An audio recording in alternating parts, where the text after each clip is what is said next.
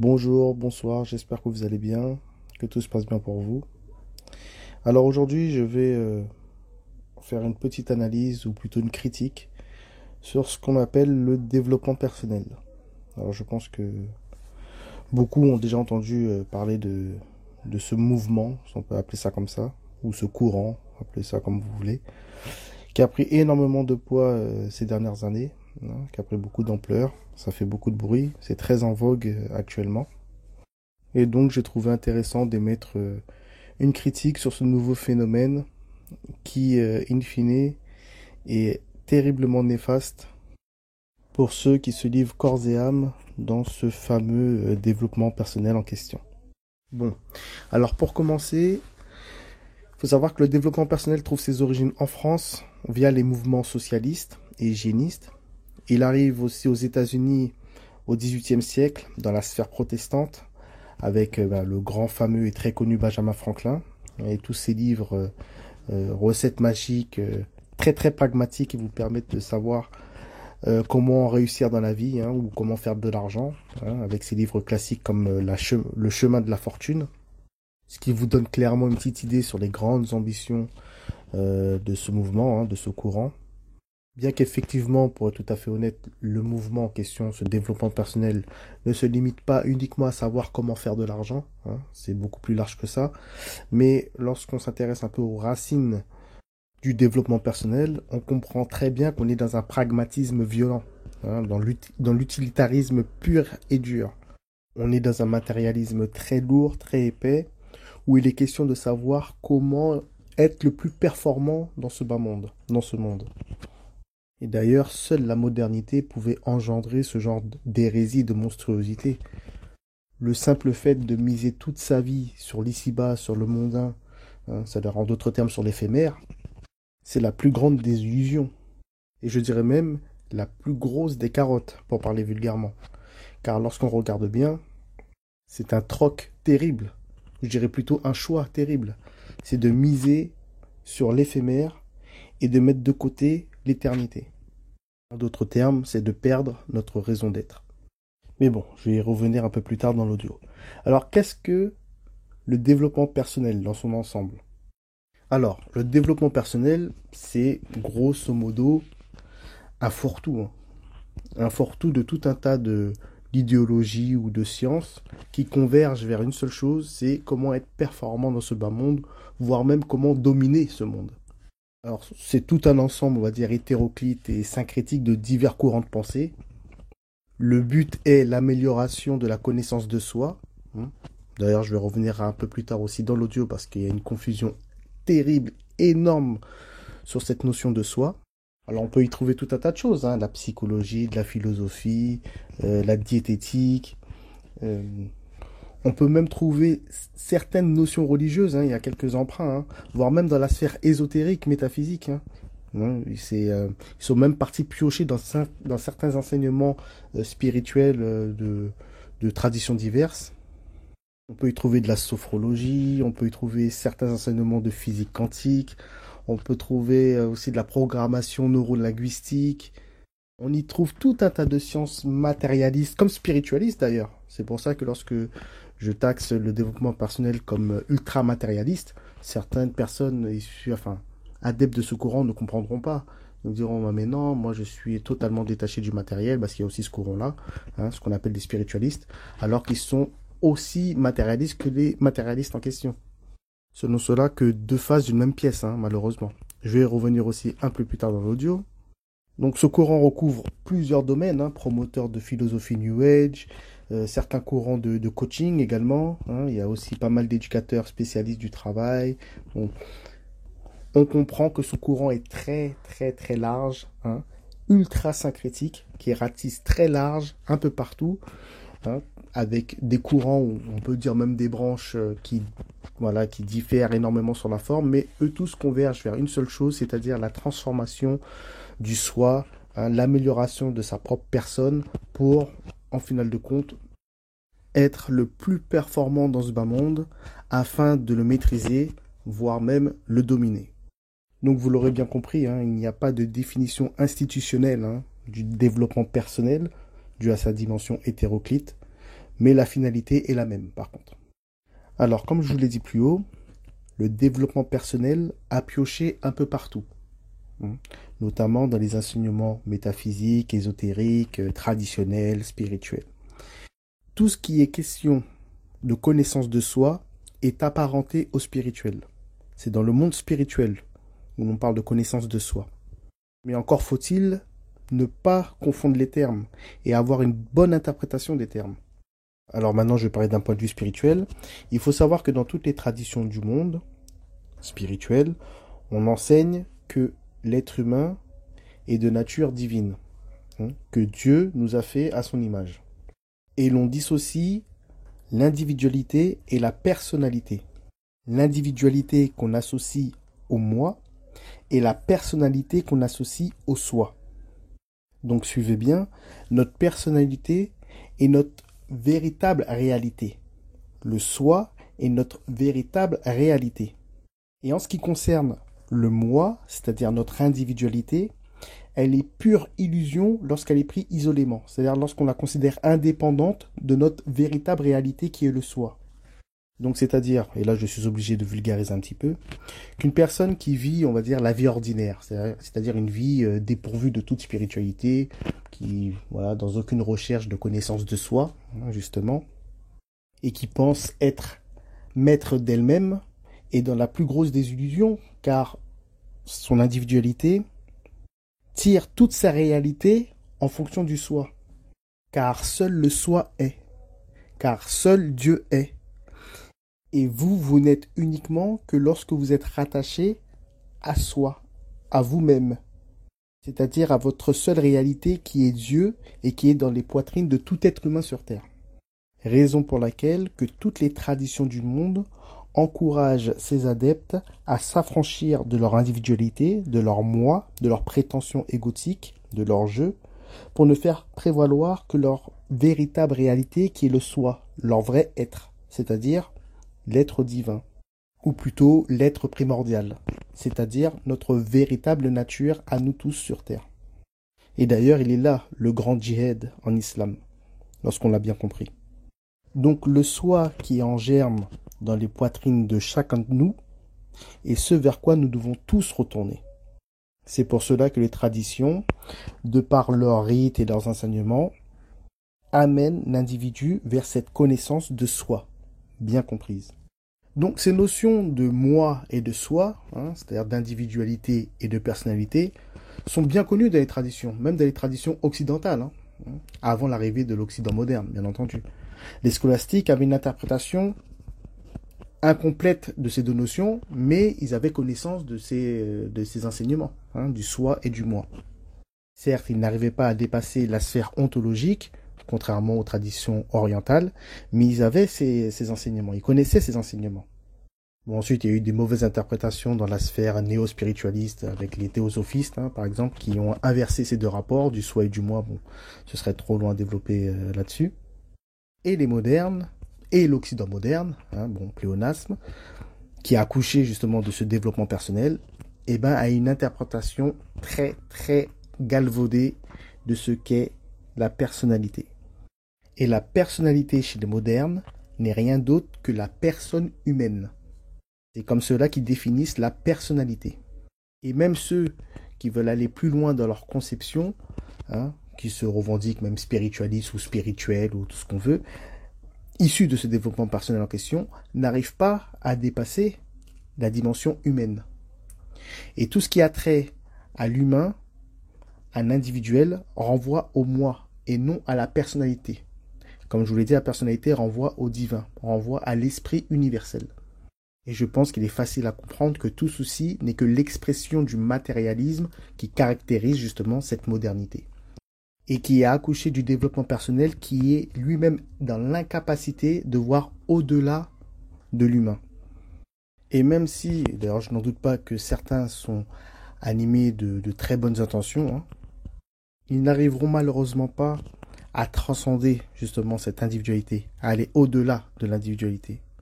Et d'ailleurs, très souvent, les plus déterminés dans cette démarche de connaissance de soi mal comprise du développement personnel, les plus déterminés prendront pour la personnalité le plus haut degré de l'individualité, qui relève du milieu subtil et psychique, hein, qui n'est plus de l'ordre des sens, hein, on n'est plus dans la matérialité grossière, mais on est encore dans l'individualité, malheureusement. Mais les matérialistes tombent souvent dans la confusion du psychique et du spirituel, étant donné que les deux ne tombent pas sous les sens. C'est un autre sujet. Donc, après avoir développé tout ça, vous comprendrez bien aussi que l'expression même du développement personnel est un non-sens en soi. Ça ne veut absolument rien dire. Et cela prouve aussi que le mot personnel est terriblement mal interprété. Car, comme je vous l'ai dit, la personnalité, le soi qui est notre réelle réalité, ou notre véritable réalité, est de nature divine. Hein, c'est l'esprit universel. Et l'esprit universel, qui renvoie à Dieu, hein, est le principe de la manifestation, et le principe de tous les êtres. Et en aucun cas, il peut être individualisé. En aucun cas. Car il est de l'ordre de l'immutabilité. Il est immuable, permanent et éternel. Donc, la personnalité ne se développe pas. Donc, le développement personnel ne veut absolument rien dire. Et l'on comprend bien que le développement personnel ne devrait pas s'appeler développement personnel, mais bien le développement individuel, voire même le développement individualiste. Car la véritable connaissance de soi est un passage de la forme, de l'individualité, à l'esprit, la personnalité, à l'unique, à ce qui a toujours été, et qui seul existe. Donc c'est une réalisation. La personnalité se réalise, mais elle ne se développe jamais. Donc, à bien regarder, le développement personnel est en finale de compte une parodie de la spiritualité. Clairement. Et elle va même au rebours des enseignements traditionnels.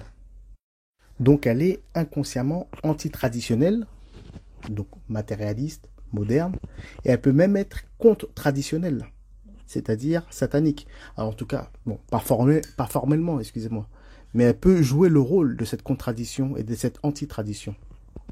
Elle joue clairement ce rôle, consciemment ou inconsciemment. Et là, je vais vous faire un parallèle très très simple, encore une fois. La connaissance de soi spirituelle, c'est de transcender notre individualité, c'est-à-dire notre illusion, encore une fois, pour retourner à notre véritable réalité, hein, c'est-à-dire à la vérité, à ce que nous sommes réellement, alors que la connaissance de soi moderne ou du développement personnel est de se connaître parfaitement individuellement, c'est-à-dire se concentrer continuellement sur l'illusion, ce qui n'a jamais existé en dehors de notre véritable réalité, pour être le plus performant possible dans le monde d'ici-bas, c'est-à-dire dans l'éphémère, c'est-à-dire l'illusion dans l'illusion. Donc il y a absolument tout à perdre. Alors maintenant, pour revenir sur cette parodie, hein, cette parodie du spirituel, cette parodie de la tradition et tout, elle peut se voir dans les fonctions même. Hein, le coach, plus ou moins le même rôle que le shir, hein, en islam, ou le gourou chez les hindous, ou le maître spirituel dans telle ou telle tradition. Il y a aussi beaucoup d'adeptes de développement personnel qui se soumettent à des pratiques de méditation, hein, mais de méditation, encore une fois, profane, malheureusement. Là où la méditation dans les traditions, je sais pas moi, par exemple chez les hindous, ils font des mantras, c'est-à-dire ils répètent continuellement avec une numérologie bien précise certains mots. En islam, on fait le dhikr. Tout ceci, bien entendu, pour avoir une connexion justement avec soi. Si vous m'avez bien suivi jusqu'ici, eh ben la méditation du développement personnel, ce sera plutôt le genre de mots qu'on va répéter pour se rassurer d'être une personne forte ou performante, de l'individualisme pur, quoi, vraiment dans l'ego. Voilà. C'est une manière à gonfler son ego au maximum afin de sentir comme, je sais pas moi, imbattable ou surpuissant pour manger, pour croquer le monde à pleines dents. Ce monde en question, justement, que les traditionnels n'en veulent absolument pas. Et qui, paradoxalement, en tire tous les bénéfices. Et d'ailleurs, c'est ça qui est assez ironique. C'est-à-dire que plus on fuit le monde, plus on se détache du monde, et plus le monde se livre à vous. Plus le monde se soumet à vous. Bon. J'ai cru entendre aussi que certains font des retraites, hein, qui est plus ou moins l'équivalent des khalwa en islam, par exemple. De retraites spirituelles chez les chrétiens. Bon, tout ça pour vous dire que la parodie est plus qu'évidente, et que le développement personnel et les traditions spirituelles vont clairement dans deux sens opposés. Donc, en finale de compte, le développement personnel, ou plutôt le développement individuel ou individualiste, eh ben, vous transforme en égo sur pattes. Il n'y a que vous, il n'y a que je, il n'y a que moi, il n'y a que votre individualité. Donc, c'est moi, avant les autres. Et une personne arrivée à cet état-là, tout ce qu'elle va percevoir sera vu uniquement que sous le prisme de l'individualisme. C'est-à-dire que la famille ne sera plus vue comme une sorte de communauté ou collectivité où tout le monde avance d'une seule voie et que chacun doit faire des concessions pour l'autre, pour ses enfants, pour sa femme, pour son mari. Non, la famille sera automatiquement désacralisée d'une certaine manière. Car si elle empêche votre ascension individualiste, égotique, votre ascension personnelle, le sens vulgaire du terme, le sens bien moderne, on s'est bien compris, et bien la famille sera automatiquement jetée à la poubelle. Car elle sera un frein pour vous, pour votre ascension, pour votre connaissance de soi. Il est très bon de faire rappeler, encore plus aujourd'hui d'ailleurs, que la famille n'est pas un rassemblement d'être, d'individualité dans une maison.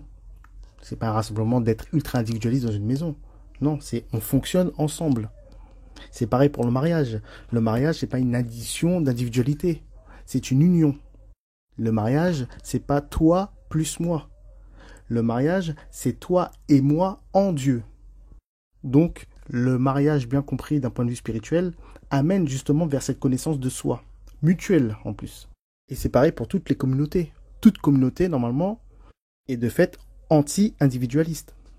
Donc anti-personnel, dans le sens moderne du terme, encore une fois. Donc, et je pèse mes mots, le développement personnel est un poison pour nous autres. Et finira par détruire même les choses les plus essentielles, telles que le ménage, la famille, l'amitié, l'amour, car on ne voit que soi. Ou plutôt, on ne voit que notre moi, si vous m'avez suivi jusqu'à maintenant. D'ailleurs, il est intéressant de souligner que le développement personnel ne pouvait pas prendre chez les peuples qui ont encore, on va dire, un rapport avec le spirituel, avec une véritable tradition. C'est une sphère qui a pris naissance dans la sphère protestante aux States, mais c'est une sphère qui a beaucoup pris aujourd'hui, encore une fois, dans la sphère aussi protestante, un peu, beaucoup chez les athées, bien évidemment, les agnostiques. Donc l'afro-diaspora en France, aliénée, est clair, beaucoup sont dedans en tout cas, beaucoup sont très sensibles au développement personnel, ils sont très friands de ça. C'est plus ou moins une tradition de substitution aujourd'hui, pour beaucoup d'afro malheureusement. Mais j'ai envie de dire que le développement personnel a sa place dans ce paysage moderne, voire post-moderne, parce que je pense qu'on commence à dépasser un peu cette modernité. On est dans l'ère de la déconstruction, où il est bon de tout déconstruire. Je veux dire, tous les fondamentaux qui fondent une société, c'est-à-dire le rôle du père, on détruit la mère, on détruit la famille, on détruit tout. C'est l'ère du wokisme, c'est la déconstruction, la dissolution, la pulvérisation de l'ancien monde. Et le développement personnel a clairement un rôle à jouer dans tout ça, dans cette destruction. Alors pour finir, je vais m'adresser aux personnes qui ont soif de ce bas monde, aux personnes qui veulent absolument maîtriser ce bas monde, être quelqu'un dans ce bas monde, réussir. Et on sait ce que veut dire malheureusement aujourd'hui réussir. Réussir aujourd'hui, c'est ne manquer de rien matériellement. La réussite moderne, c'est d'être bien financièrement, c'est de ne pas retourner à soi. Bref, la véritable richesse se trouve dans les choses essentielles de la vie. Et une personne ultra riche matériellement ne pourra jamais acquérir la paix du spirituel pauvre matériellement. Ce que tout être cherche sur terre, c'est la paix. Et la paix, c'est le retour à soi. D'accord ? Ce que l'on recherche, ce n'est pas le bonheur. Le bonheur est éphémère. Ça s'estompe. Ce n'est pas le fait d'être joyeux ou d'être content. Tout ça, c'est éphémère. Au même titre que la tristesse et tout, c'est éphémère. Après la pluie, le beau temps. La paix, donc le retour à soi, le retour à Dieu, relève de l'éternité. Donc la personne retournée à soi est immensément riche. Très très riche. Et se contente de toutes choses. Et je rajouterai à ça que la richesse se trouve également dans les choses essentielles de la vie. Vous voyez, des valeurs qui n'ont plus trop la cote aujourd'hui. Les valeurs comme le partage, la bonté, l'amour, la générosité. Et ce que je vous dis, c'est pas du pathos à 2 francs 6 sous, hein. C'est pas du vieux moralisme ou du vieux sentimentalisme à 2 francs. Mais il y a des choses sur Terre qui n'ont pas de prix, qui sont infiniment riches. Si demain je vous dis, pour combien tu me donnes ton enfant, ou pour combien tu me donnes l'amour de ta mère, pour combien tu me donnes l'amour de ton père, ou pour combien tu me donnes ta famille, et que je pose un chèque sur la table avec signature, et je te dis, tu marques le montant que tu veux sur le chèque. Tu vas me renvoyer le chèque en pleine figure, parce que ça n'a pas de prix. Les choses essentielles de la vie, et je vous ai donné un petit exemple, sont infiniment riches. Et ça renvoie un peu au proverbe indien qui dit « Quand le dernier arbre sera abattu, la dernière rivière empoisonnée, le dernier poisson capturé, alors le visage pâle s'apercevra que l'argent ne se mange pas. » Je trouve que c'est un magnifique proverbe indien qui est à méditer. Sur ce, je vous dirais encore une fois de retourner à l'essentiel. Retournons à l'essentiel, qui n'est rien d'autre que Dieu. Retournez à Dieu. Œuvrons pour la connaissance de soi bien comprise. Et c'est un message aussi destiné aux religieux, parce que le religieux qui reste dans la morale religieuse et qui n'arrive pas à aller au-delà du dogme, elle peut malheureusement aussi tomber dans une sorte de développement personnel très très très subtil. Car le dogme religieux relève encore de l'individualité et de l'ordre de l'individualité. Il ne faut pas s'en défaire, bien entendu, mais il faut le transcender. Donc certes, l'exotérisme est primordial, mais l'ésotérisme l'est tout autant. Sur ce, prenez soin de vous et de vos familles. Paix sur vous tous. Ciao.